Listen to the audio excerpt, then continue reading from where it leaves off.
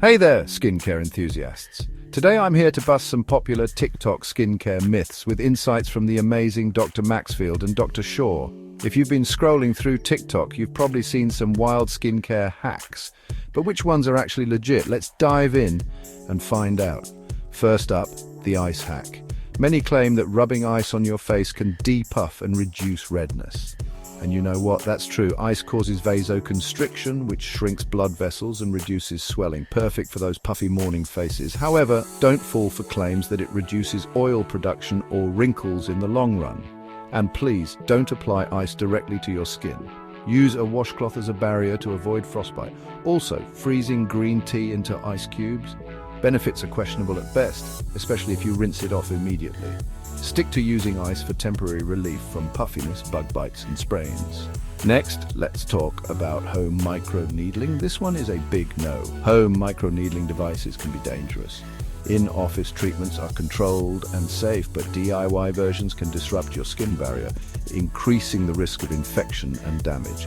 Applying active ingredients after microneedling can even cause granuloma formation, a painful immune reaction.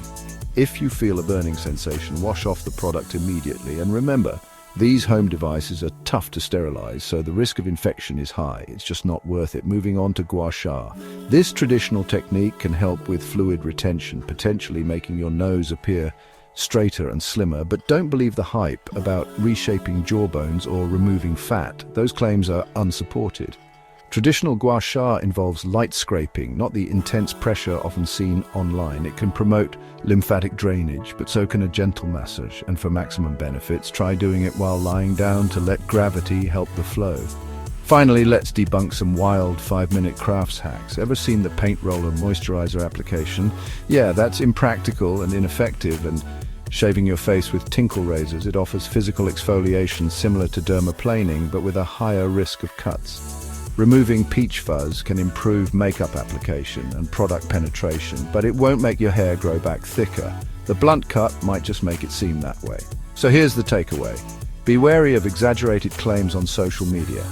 For safe and effective skincare advice, always consult a dermatologist or esthetician. Thanks for watching, and don't forget to like and subscribe for more skincare tips. Stay glowing, everyone.